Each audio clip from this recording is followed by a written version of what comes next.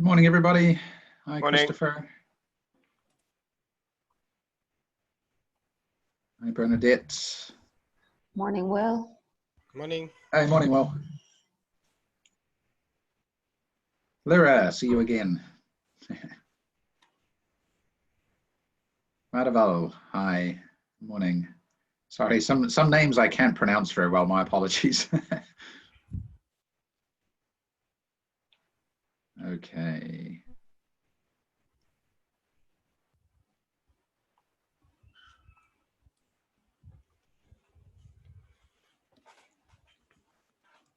Good morning, Indonesia, wow.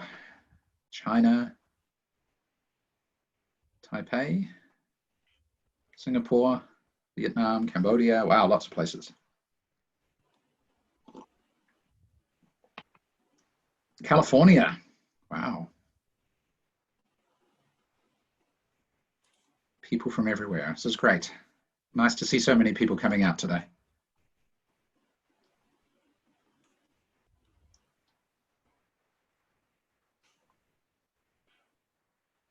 Jasmine from New Zealand, kia ora.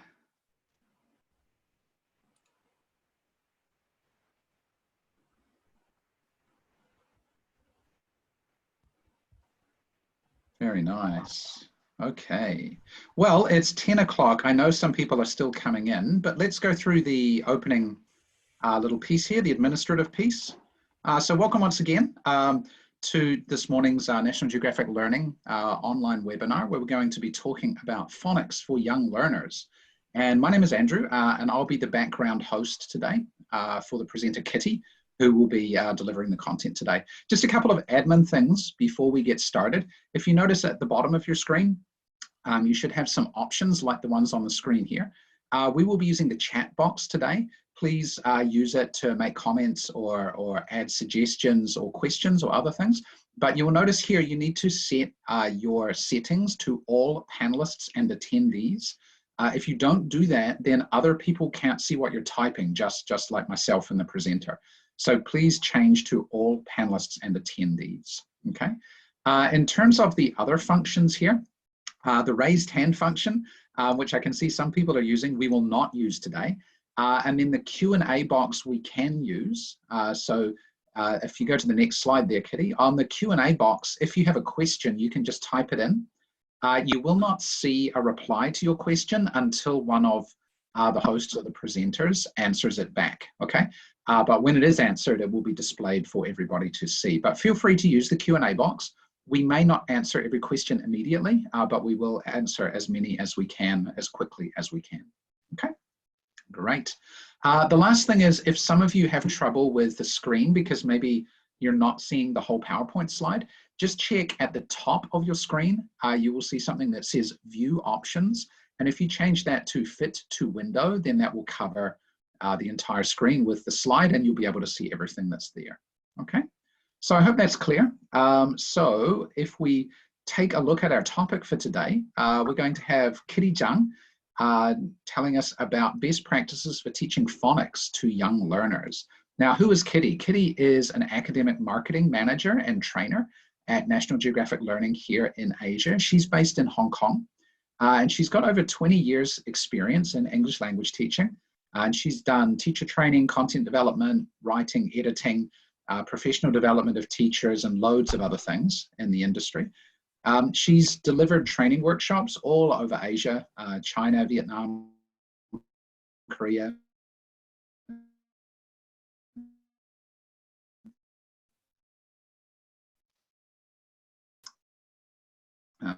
and Singapore, teacher so that we can all help our students better, okay? So you can see Kitty here now. I'm gonna pass it over to Kitty so she can tell us about teaching phonics to young learners. Take it away, Kitty. Thank you, Andrew. And thank you all, so many of you. Okay, so today we are going to talk about best practices for teaching phonics to young learners. And in this session, we're going to cover two key questions about teaching phonics to young learners. First, why should we teach phonics? And second, what should we focus when we teach phonics? So, okay, why should we teach phonics? First, I want to hear some of your opinions, okay? So based on your experience and your understanding in teaching your students English, okay? Can you type in the chat box why you think we should teach phonics? It helps students learn to read. Yep, that's from Zhao Qing. Okay, helps them decode. Great. Everyone can understand what they're saying, decoding, develop their literacy. Okay, helps them read faster. Okay, gives them confidence to read unfamiliar words. Okay, great. So they can read, connect with the language. Okay, help with spelling. All right. Okay. Great. So I think I agree with all of you. Okay, phonics can help our students decode, improve their listening, improve their spelling, help them become better reader.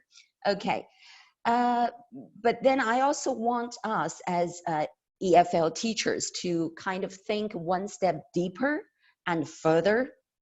Okay, so if we understand whether there is a difference between our students' native language and English, okay, it will help us teach them better.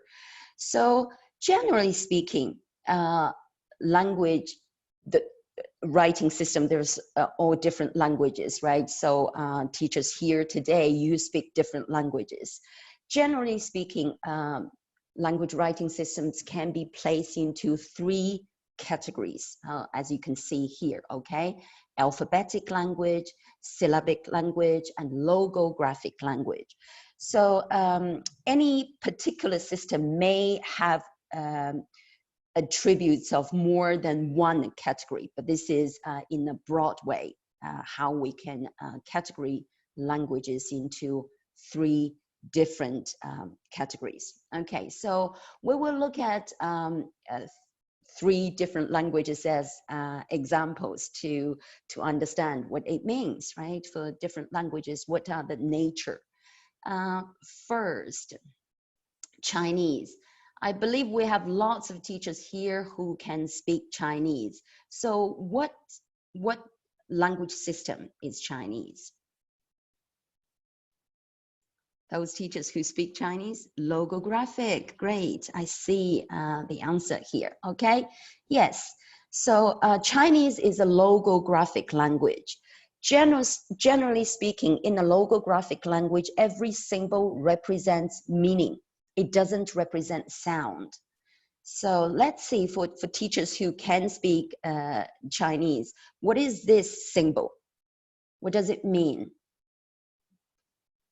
Okay, it means the sun or day, great, right. So yeah, it means the sun, okay, up there. And you know, in ancient time, actually this symbol was written in this way. It looks like the sun up there in the sky. But the sound for this symbol is zhi, okay? So it's, yeah, the meaning, you probably can see the meaning out of this symbol, but not the sound. And what about this one?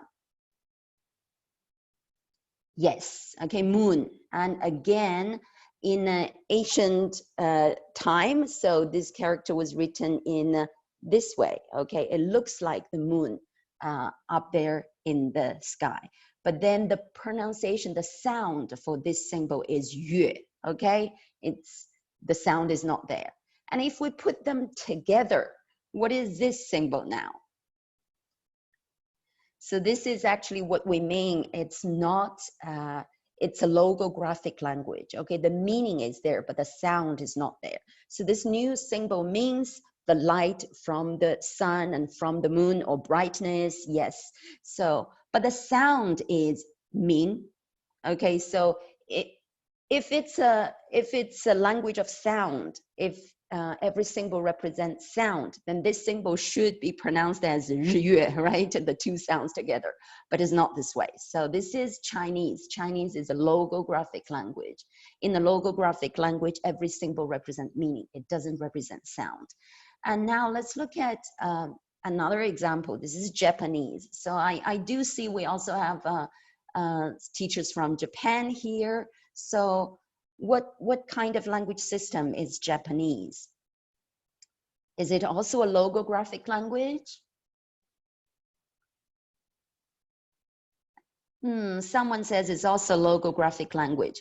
Well, in Japanese, they do use lots of Chinese characters, but it doesn't really have the genetic relationship with Chinese. Actually, Japanese is a syllabic language. Okay, what does that mean? In a syllabic language, every symbol correlates to a syllable. Okay. So, for example, still this symbol here, yeah, you may look at, okay, it's kind of the same with the Chinese symbol, right? Moon, yue there, but the pronunciation is not the same, okay? So in Japanese, as you can see, we use two syllabic systems, okay, scripts called Hiragana and Katakana, right? So if you look at this Hiragana chart and look at this Hiragana here, so this is the pronunciation of this symbol, okay? As you can see, okay, if you find from the chart, okay, tsuki, okay? And then you can see actually it has the syllable, it has the consonant, it has the vowel there already, okay? So Japanese is a syllabic language. And then English, I think everybody knows, right? What kind of language system is English?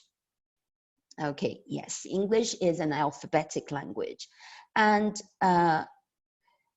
okay, I will probably explain a little bit more about the difference between alphabetic and syllabic language. Okay, so English is an alphabetic language, and generally speaking, in an alphabetic language, every symbol represents sounds. Okay, it doesn't represent meaning.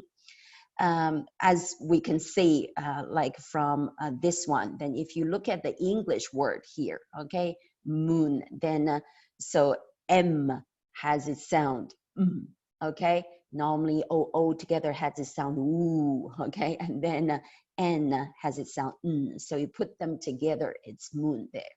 I would also like to share with you three kind of quite extreme examples, okay, of English words. You may not know the meaning of those words, but they're real words. So maybe you can try to sound them out. Let's see the first one. Can you try to read it? Anti-disestablishmentarianism. Great. What about next one? Floxinosinihilipilification. Great. What about next one? Oh, this is quite long, okay? Pneumono-ultramicroscopic silicovolcanoconiosis. Okay, they're real words, as I say, okay? But then as you can see, actually, whenever you see a symbol, a letter, then you kind of can sound the letter out, right? So there is this relationship between letters and sound. And this is alphabetic language, okay? It's a language of sound. The sounds are there. All right. So knowing what language system our students' native language is can help us as EFL teachers understand better about our teaching, okay, to our students. So for example, if your student's native language is Chinese, then you know they learn Chinese in a very different way. Okay, so in Chinese, for every new symbol, someone, normally the teacher or the parent, need to teach them the sound. And then when we teach them English, we need to make them understand English is different. It's not always necessary to be taught about the sound of a word, okay? They can sound it out by using the basic rules. And if your student's native language is Japanese, as we say, it's a syllabic language. So yeah, you kind of need to understand, because it's a syllabic language. So it's like every symbol represents the syllable. It has the consonant and the vowel follow it, okay? But then when we teach them English, we kind of need to make them understand, okay, in English, like consonant, just a consonant, okay? There's no vowel followed this consonant. And there are so many words in English that just end with consonants, okay? So yeah, hopefully this can kind of give you a new aspect, a new point of view about, okay, teaching phonics when we teach our students English, okay? So because of it's the nature of this language, okay, as an alphabetic language, it has sounds there. So that's why we should teach phonics. And if we compare English to other alphabetic, yes, okay. And if we compare English to other alphabetic languages, actually it's not the simplest one. It's not the most phonemic language, but still it is alphabetic language. And there are these certain relationships between letters and sounds, okay? So based on studies, 87% of English words can be spelled with phonics roots, and only 13% of English words must be learned by memorization. Okay. And now let's look at the definition of phonics. So you are teaching phonics, and you probably have done lots of research and studies about how to teach phonics, and also definitions. There are different ways to define phonics. I would like to share two ways, okay, two definitions to look at what phonics is. So if you were in the training session by our trainer Andrew Tiffany on April 10th about teaching the best practices for teaching reading to young learners, you might still remember he mentioned about two processes, right? When we read a text, one is top down, where you use your own knowledge, you use your own experience when you read a text to connect, to link, to compare, to guess, to predict, etc. And then the second process is called bottom up. Okay, so you kind of build up meaning by looking at the words and chunks of language and sentences. You put them together to understand the meaning. So phonics is also a bottom up approach to processing a text, and it focuses on the smallest unit of text, the letters. Okay, and another definition of phonics I want to share with you is from this book, Teaching Young Learners English. It says phonics teaches children the relationships between sounds and letters. So what does it exactly mean? Okay, it means like they need to learn how a particular sound is symbolized in print. Okay, so the relationship between sounds and letters, and how to sound out a word. So if they see an unfamiliar word, how can they decode it? How can they sound it out? So given those sound symbol relationships. All right. So yeah, that's about the first question we're looking at today. And I hope you all get a better reason, okay, to teach phonics now. And now let's look at the second key question in this session. What should we focus when teaching phonics?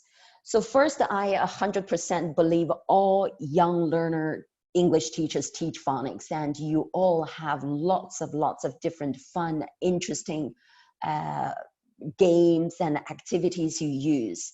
So what we will do here is not to go into different activities immediately.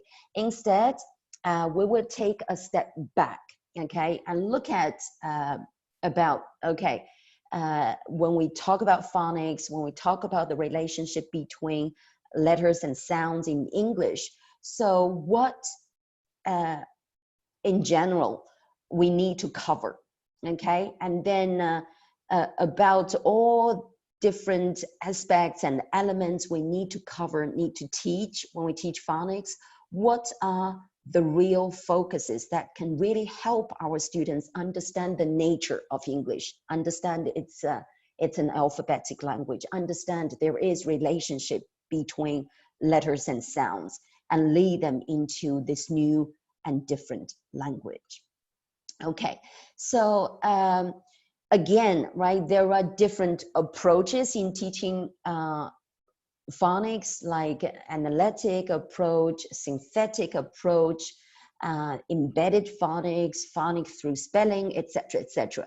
And then if you read about phonics, you may also see lots of different terms like phonemic awareness, rhyme awareness, phonological awareness, etc., etc., etc. So I think I would like to share this point of view. Okay, so if you look at the phonics, look at the relationships between English letters and sounds, you can kind of look at this relationship from two aspects. Okay, one is to focus on the oral language and one on written language. So if we look at this way, then phonemic awareness is actually focusing on the oral part, okay, oral language. No matter which approach you are using, phonemic awareness is normally considered as the basis for learning phonics. And it is about understanding that speech is composed of individual sounds, and it's about whether you can notice and manipulate the sounds in oral language.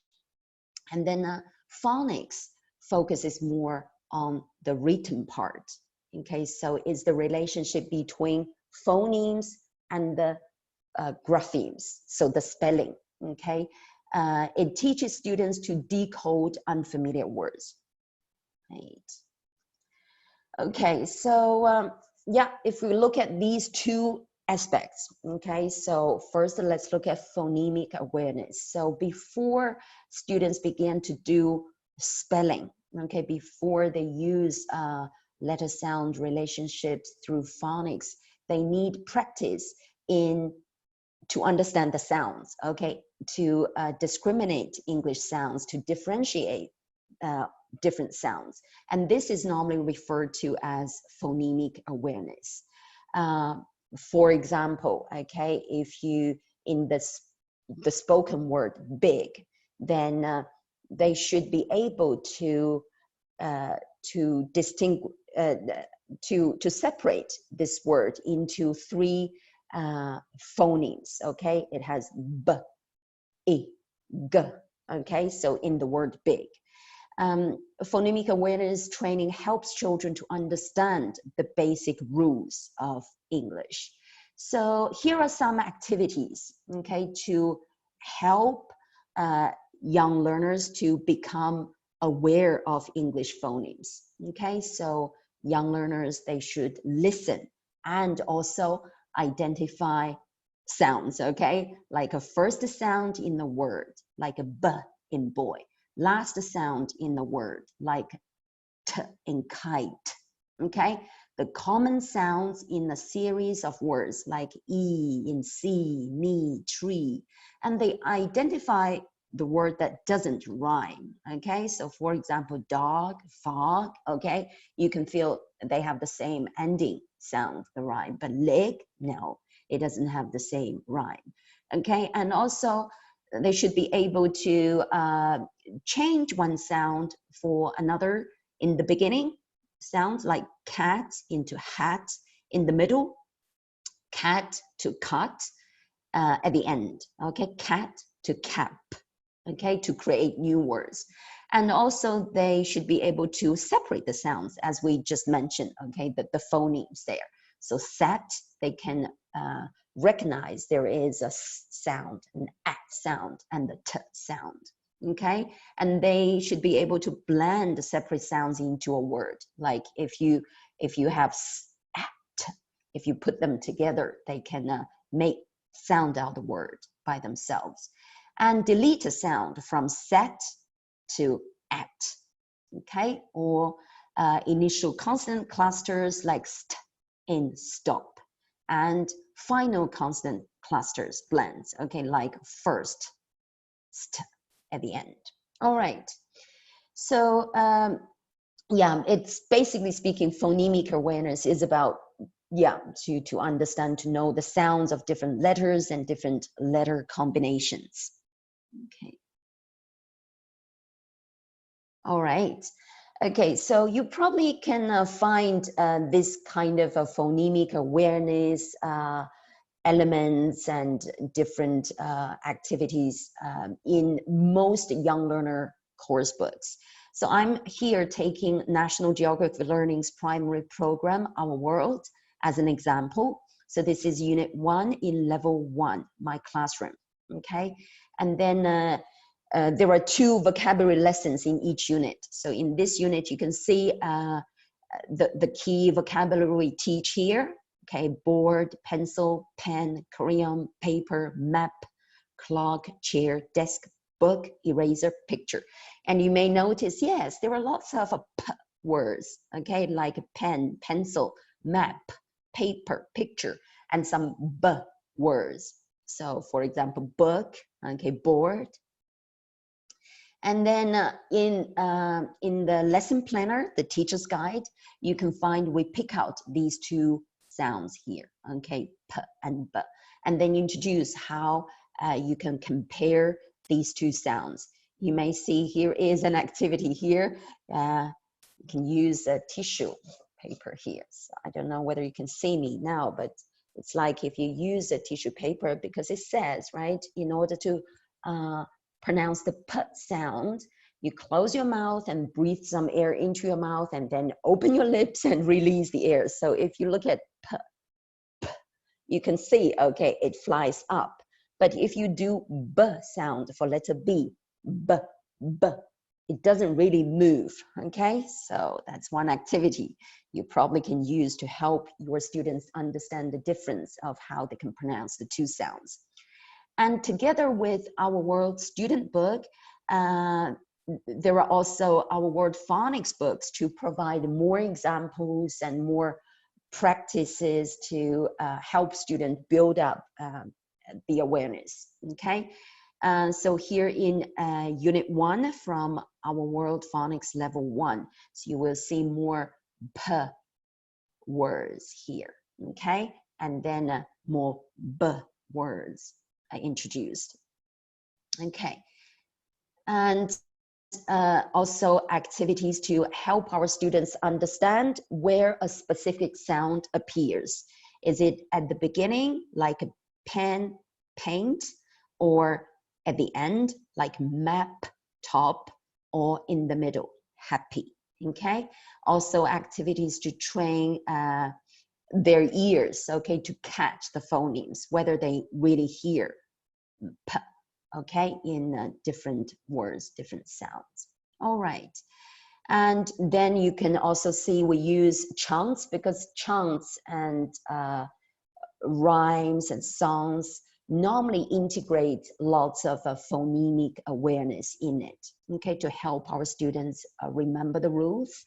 Like here, pens and paper, p, p, p, book and backpack, b, b, b, etc. And also you can find stories that naturally integrate phonemic awareness as well. So here, Bella's first day of school.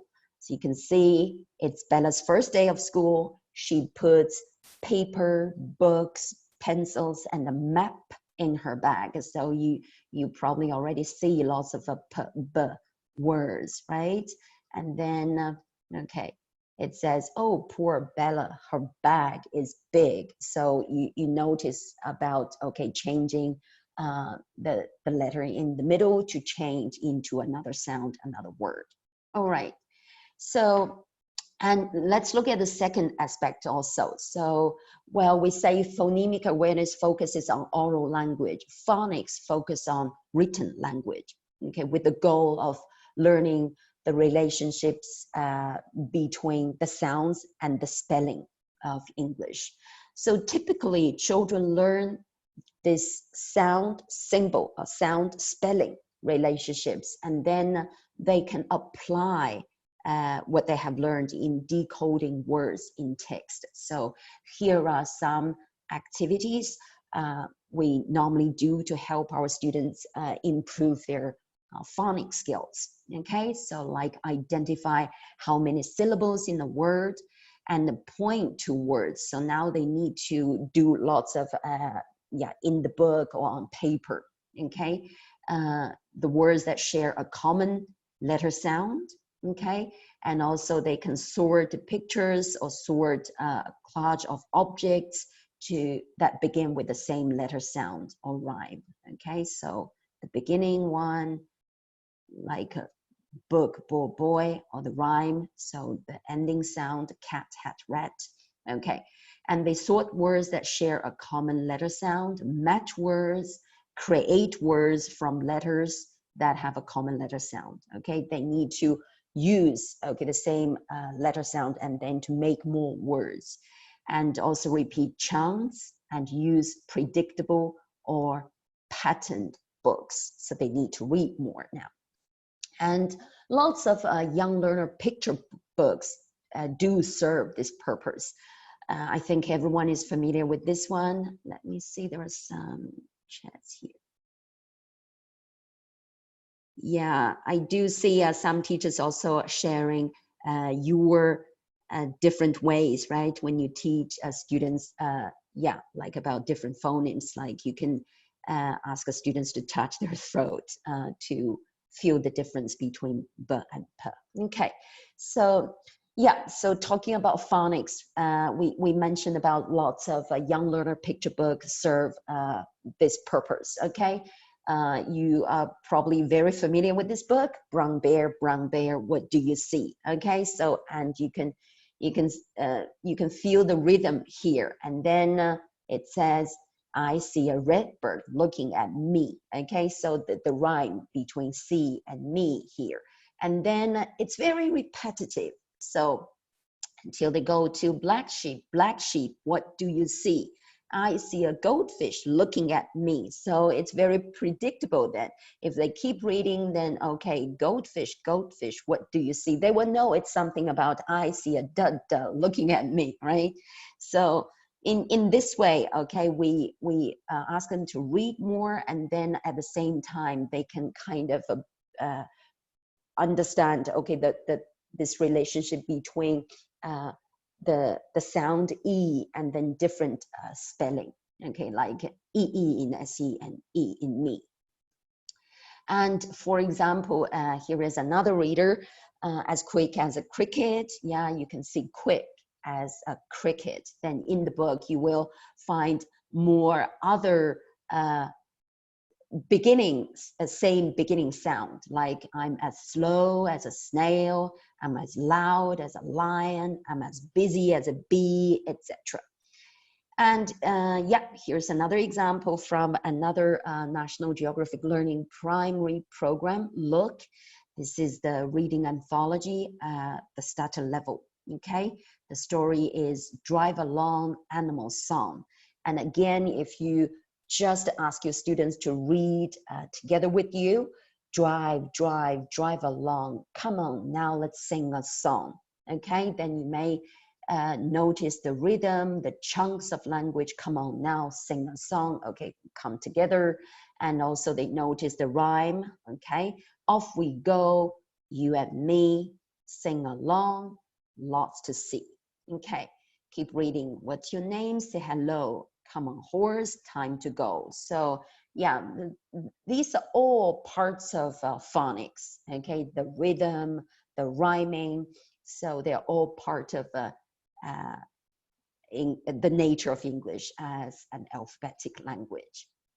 And more examples from our word phonics. So like this is in level 2 now, okay, in unit 1, we began to introduce consonant clusters. So bl, pl, cl, gl, okay, and more words there. So, and then in the story part, okay, as we say, we integrate those different sounds, okay? And if you want to move from letter sound relationship to sound symbol relationship, move from oral to written, as we say, they need to begin to do more, like pointing out all consonant clusters words they can find, okay, out of the story. And then you can also ask them to really just pick out, okay, the same consonant cluster words, okay? So glass and black and blue, yeah, they all have BL together, and then they have the same beginning sound. And for example, player, playground, plum, plants, playing, etc. Okay. And in Unit 3, here we introduce the long vowel sound AE, okay, or IE. So A as in game and cake, I as in bike and hide, okay? So, and we have activities like we mentioned about if they delete a letter, how the sound can change.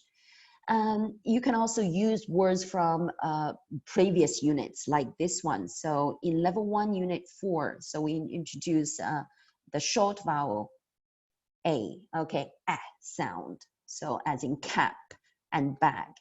Then a great activity we can do is, because we really want our students to manipulate the sounds and their spelling, is segmenting, okay, separating into phonemes and then blend those sounds again to make new words. So for example, here you can find some different example words, and then you can ask your students to separating it, to segment it, okay? Games as G, aim sound, okay? And like in pen, then it has P, A, N, P, P, N sound there. Then after they segment all the sounds, then you can ask your students to reblend them, okay, to make new words. So probably they can get new words like gap, bake, can, ban, case, etc. So this activity, segmenting and reblending, okay, is a great activity for students to really help improve their phonics skills. Okay, so if we put all these activities, okay, phonemic awareness activities and phonics activities together, so yeah, you may notice there are 3 most effective and useful types of activities that we can use to really help our students understand the letter sound relationship and also the sound symbol relationships. So activities to be 3, okay, activities to help our students understand the letter sound relationships. As I mentioned, like in lots of young learner course books, you can find activities like introducing the letter, introducing their sound, give them lots of example words, and let them play, listen to the sound, whether they can recognize the sound, let them recognize where the sound is, etc. And the second activity is about train students' rhyme awareness, which includes the beginning sound, which is sometimes referred to as alliteration, vowels in the middle, the assonance, and also sounds at the end, okay, normally referred to as rhyme. And also the third activity we just did to like a separate and then blend sounds again to decode and rebuild new words. So we've done examples about the first one and also the third one. So now I would like to share 3 activities that focus on these rhyme aspects, okay, the 3 different rhymes aspects here, okay. All right, so the first one is called, okay, what's in the tub? So what can you see here on the screen?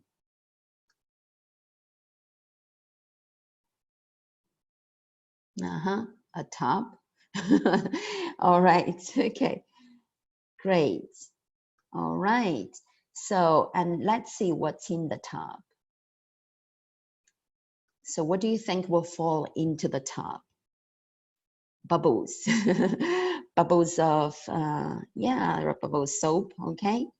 Yeah, you notice the letter U or the sound sound, okay? So in the top. All right. So when we teach the 5 short vowels, okay, e, o, we give students lots of example words. This is what we normally do, right? Here are some example words from our word phonics in these 2 units when we introduce the short vowels, okay? Top, bed, cap, bus, pen, fish, bag, duck, okay? They have the different short vowels. Now we can use these cards, okay, to review the words, okay, and then also review the vowel sounds, and then ask our students to pick, okay, to choose from these cards, okay, which they can put in the top. Remember, we mentioned only can go into the top, okay? So for example, if your student take out one card like this, pen, then you ask your student to separate, okay, the sound or with your help, okay? So pen, p, a, n. Is there an sound there? No, there isn't. So you cannot put the pen in the top, okay? So what about this one? Again, to separate the sound, okay, bus. So b, a, s. Is there an sound? Yes, there is an sound. So yes, we can put it in the top. And then you can also ask your students to say the rhyme, okay, a bus in the top. Okay, go on. Can you put a fish? Fish. No, so you cannot put fish in the top. Okay, what about this one? Duck. Oh yes, k. You can put the duck in the top. So they will say the rhyme, okay? You will need a big top, that's for sure. And there are some interesting things, right? Okay, so a duck in the top, okay, like that. So in this way, yeah, they review the different vowels, they review different example words, but then when they put the different things into the top, they also kind of build this rhyme, okay? The middle vowel sound rhyme, okay? Duck in the top, okay, bus in the top, and you can always just think about more, okay? A mug in the top, etc., etc. And of course, you can also think about other vowels, okay? A quacking duck in the top, I like that, okay? Yeah, and other vowels like oh, so probably like this one, what's in the sock, okay? A pot in the sock, a top in the sock, like that. And what's in the pen, the sound, okay? A rat in the pen, ew, yucky, okay? A hat in the pen, etc., etc. Okay, so this is about, as we say, it's also about rhyming, but it's about the middle same vowels, okay, in different words. Okay, it's about assonance, okay, about the middle vowel rhyme. The second activity is actually out of this book. Okay, thank you. Yeah, as I mentioned, lots of children's rhymes and picture books, they already integrate phonics. This book is called A Bee in My Bonnet. So first, I want all of you to just read the book together with me. Okay, are you ready? Let's go. Okay. I've got a bee in my bonnet. Go on. I've got a bee in my bonnet and a snail in my sock. Go on.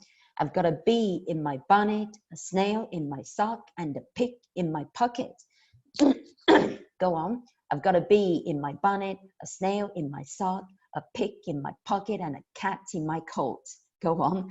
I've got a bee in my bonnet, a snail in my sock, a pig in my pocket, a cat in my coat, and a sheep in my shoe. Go on. I've got a bee in my bonnet, a snail in my sock, a pig in my pocket, a cat in my coat, a sheep in my shoe, and a goat in my glove. I've got a bear in my backpack. So this is the whole book here, okay? It's the text here, okay? And yeah, I hope you feel the power of the rhythm, okay, of reading English, of this language. And as we say, this book also integrates so alliteration, okay, the same beginning sound, like a bee, bonnet here. So the activity we can do is like you can divide your students into different groups and ask them to work out a new alliteration book, okay? Of course, with your help. Sometimes they still cannot really spell that well, okay? So for example, can you think of another B word to replace B? Like I've got a book in my bonnet. I've got a bug. Oh no. I've got a bow. Okay. I've got a bug in my bonnet. Oh no. Okay. A bear. Okay. So a ball, right? And then also ask your student to think about another S word to replace snail, another P word, another K, another Sh, G, B word, okay? As we mentioned, this is about alliteration. So in this way, okay, they can have just better understanding about, okay, what is alliteration? What is the power of this kind of same beginning sound in English, okay?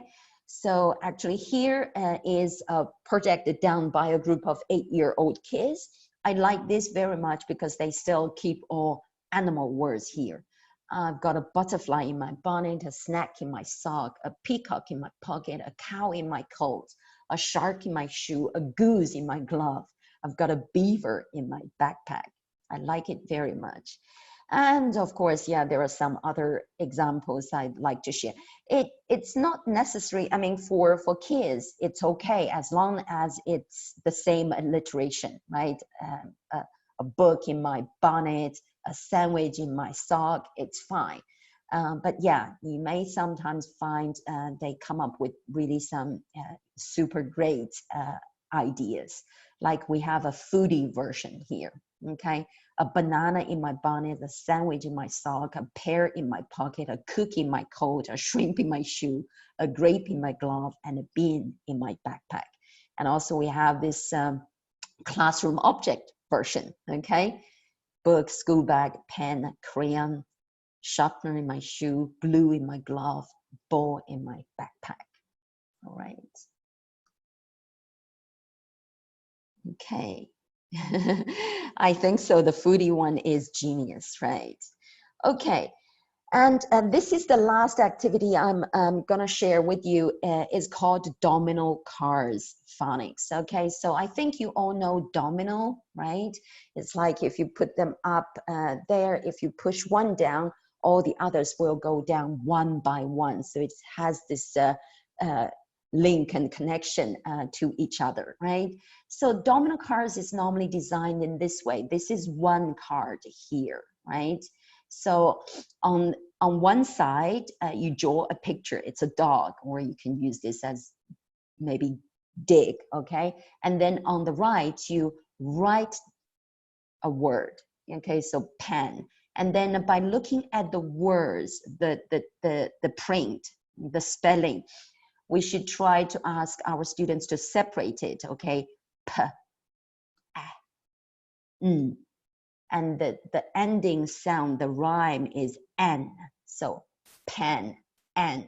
And then you design the next card. You draw a picture, and the picture should have the same rhyme with pen. So I think you can figure out now, right? It's men.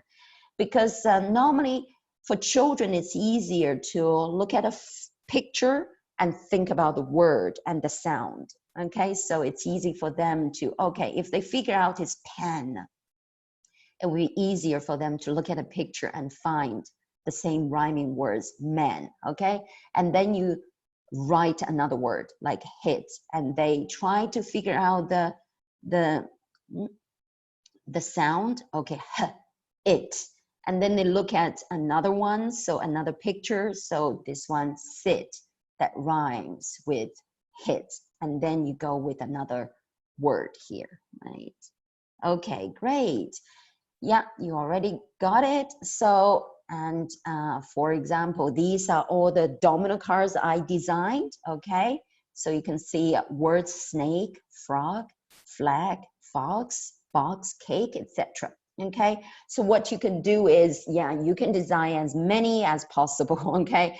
Then you can ask your students to, okay, they either work in small groups or you want to do a whole class activity first to demonstrate how you really play. Okay, so first maybe you pick out a card here. So I have a dog, and then what's this? You try to sound it out together with your students. Pen. Okay, pen. And then you ask one of your students to come. Okay, pick through in all these cards. Okay, which picture you can pick to rhyme with pen. I think we already did that one or not? Okay, we already did that one, right? Man and hit. And then you ask another students to come choose. So we have, okay, sit and read. Now, so where's my buddy? So Andrew, Yes. if you're, okay, one of my students here. So I need you to pick, okay, a picture that has the same rhyme with red. Yeah, Joselle and Calvin and Camille know already it's bed, right? Okay, great. So you pick that card, bed, here, okay? And then you have another word, cat, and you ask your students to sound it out, and then the next students try to find the same rhyme word, okay? So, yeah, in this way, yeah, they can, yeah, understand, okay, the rhyming. Okay, so this activity is mainly focused on the same ending sound, rhyming, like this. And as we say, okay, you can design as many as possible, even just in some simple ways, like using the notepads to make these cards. And yeah, when your students know better about rhyming, you can even just, for example, this is a little bit more complicated one or difficult one. They still use this, or the same long vowel, A, okay, but different ending. Aim, game, okay, gate, late, face, race, etc. I would also like to share this one. Actually, this is the domino cards idea from my daughter, Caitlin. She is about 6 years old now. Yes, she just did this several months ago.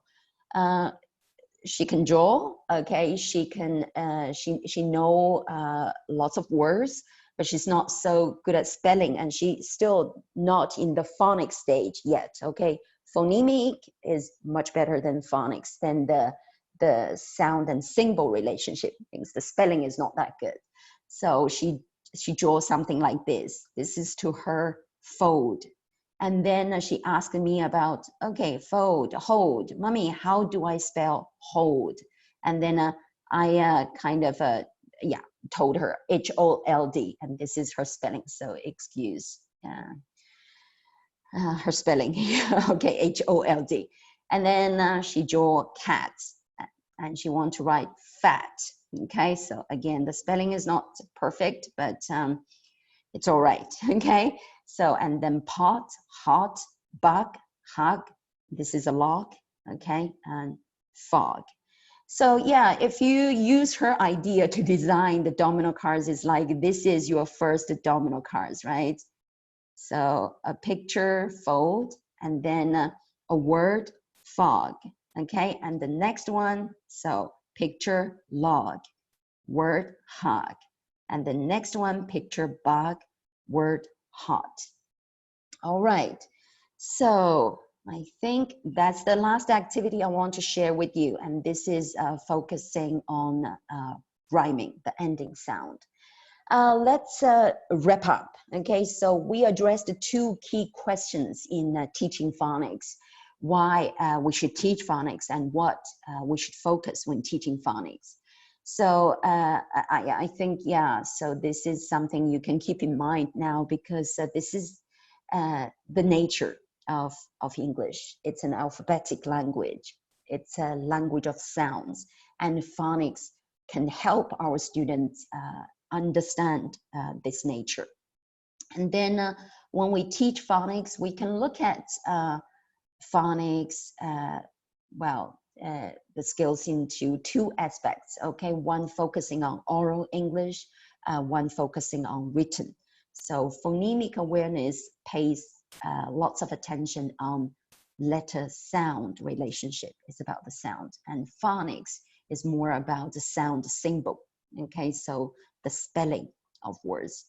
And then, so the three most useful and effective types of activities are activities that can help our students understand the letter-sound relationships. You have lots of activities that you can find in books normally, which actually focus on letter-sound relationship. And also activities to train students' rhyme awareness. And rhyme doesn't only mean the ending, okay? So it also involves the beginning and the middle vowels and also the ending sounds. And activities to let students decode and rebuild words. This kind of reflects most the nature of English, okay? You separate sounds, you reblend sounds to make new words. All right, so now, any questions? Let me open my chat box and see. And also, Andrew, if you notice some questions that you think it's very necessary for us to answer, can you remind me and pick those out? No trouble. Okay.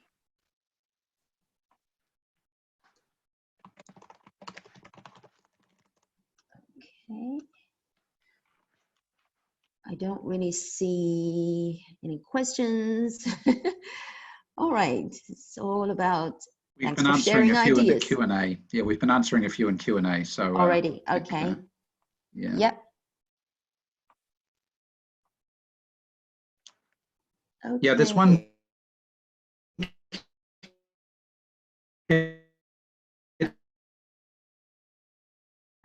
Maybe one from very young learners, okay. Maybe 3 years old. So definitely for very young learners, as we mentioned, okay, phonemic awareness is the basis about phonics, right? So you will focus more on that part, okay? So it's just playing with sounds. So yeah, sounds of different letters, and normally it starts with like a sounds a, and then you find more words. And of course, for very young learners, we use lots of songs, rhymes, chants to help them. Okay, it's kind of just a naturally. They don't. You don't really point out. Okay, this has the same rhyme or this has the same sound. But in doing those songs and chants, you kind of naturally introduce phonemic, the sounds of different letters to very young learners. Anything you want to add, Andrew, about this question? No, that's okay. I think keep it simple because there's a few other ones here to talk about as well. So Kevin just put in the chat box, I just copied it again, about the elephant in the room. How would these kinds of activities work for distance learning or online learning? Yeah, so it's a good question, but also so first things first is like we are still teaching our students the same thing. It's just in a different way, right? And then for it might be a little bit different format while you're teaching, and different activities you can still try to grab your students' attention when teaching online. So for example, in my sharing today, like the domino cards, you can still ask your students to do this kind of interactive interaction between you and the teacher, and also among students. And also I think soon Andrew will mention some other sessions we provide to teachers, especially focusing about what different ways you can use when teaching students online. Very true. All right. Yeah. Okay. Very good. I know some people may have to go. We'll probably stay and answer a few more questions. I'm just noticing the time is 11 o'clock. So if you do have to go, for any of the people in attendance, then I'll just run through the following slides real quick, and then we'll come back and answer a couple of questions, a couple more questions. Okay. So as Kitty was saying, thanks, Kitty. That was a really great session. And I know we're going to chat a little bit more in a second. Just to let everybody know that you may have seen already one of the sessions we've been doing about online teaching delivery, presented by Werner Kuhn, who is a teacher in Chiayi on the island of Taiwan. And he has another session next week on April 22, when he'll be talking about engaging your learners online. And that may be useful for some of the things that you're wanting to know about teaching activities to online learners, okay? Also we have a lot of, Kitty, next one, thanks. We have a lot of resources for online professional development to help everybody get better at teaching online in this, as you say, the elephant in the room, the new world. If you go to this website, ELT-NGL Assets HTML Digital Resources, you can see at the top of the page there. We have a lot of sessions that we've been doing about online teaching by some very experienced professionals in the field. Joan Kang-shin, Dr. Joan Kang-shin is the author of the Our World program, and she and her colleague Jared Borup have been doing sessions for online teachers to help everybody get better at online teaching and learning from their experience, okay?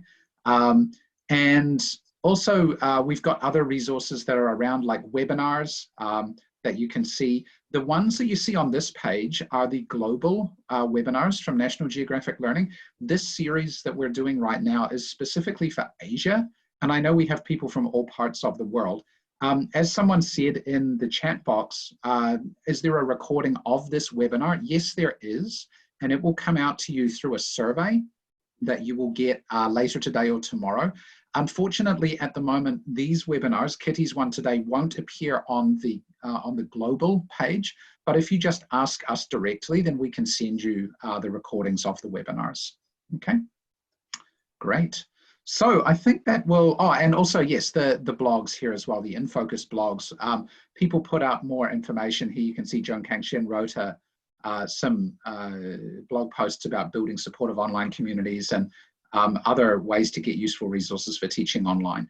So please check these sorts of things out, and whatever questions you have, you know, jump on, join us on our Facebook or WeChat groups, jump on and chat with us. Let us know more of what you need, and we will try and share more resources and guidance and some of our experiences with you, okay?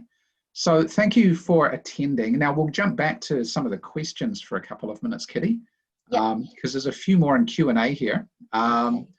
One question is, should we teach phonemic awareness and phonics simultaneously? What do you think about that one? Good question, because it's actually, well, in reality, it's actually hard to really just divide, okay, this is about the oral part and this is about the written part. Normally it's mixed together, okay, simultaneously. It's just about what you focus, okay? So you still, like when we use sounds and chants, your students may still look at the sounds like you share, well, either in the book or you put on the screen, but your focus is not to ask your students to notice the spelling or the what letters used there. Your focus is on the oral part, okay? Your focus is on whether they can sound it out, okay? And whether they can pick out the different sounds. And then when we talk about phonics, it's kind of built on the phonemic awareness your students have already grasped. And then they focus more on, okay, if they look at the text, if they look at the print, whether they can pick out those spelling and their sounds, etc. Also, I just add to that, Kitty, as well. Yeah. For very young learners, like if the kids are only 3 or 4 years old, then they really have no text abilities. Right. And so then you're not really doing phonics so much, because that's the seeing versus the saying. And then with very young learners, yes, you're doing a lot more phonemic awareness. You're doing a lot more oral work at that stage. Yeah. Very good. Okay, another question here. Zoe asked, wonder at what stage shall we teach phonics to kids, from the very beginning or a little later after they have some English basics, since they don't know very many words? What would you think? I would say actually as at the very beginning, because it's actually phonics is there. As we say, this is in the nature of English. Once you teach phonics, you're already teaching phonics, because you are teaching them the sound. Okay, even from just the letters, right?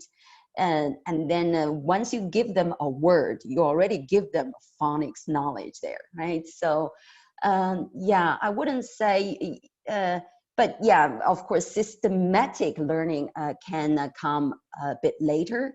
But definitely once you teach them, once they start learning English, they already start the phonics knowledge. Good. Okay, maybe 1 or 2 more here. Okay, so someone said here, what about, there's plenty of books for young learners for phonics, but what about middle school age children? Mm-hmm. So interesting thing is for middle school children, well, like for even for adults, it's because it depends. Okay, so for example, my age, I didn't really learn phonics, right? Because we didn't really have phonics at that time. So we still use the very traditional the phonetic symbols, right, to kind of decode the sound of different words. But as again, it goes back to the nature of English. As time goes by, when you learn more words, when you read more, you kind of naturally begin to realize, okay, so yeah, when you see a new word, as the 3 extremely long words I shared with you, you may not know the words, but you probably have already gained the ability to sound them out based on your experience. Okay, you have learned English for quite a few years, and then you notice actually whenever you see T, you sound T, right? Whenever you see the O, you probably sound U, etc.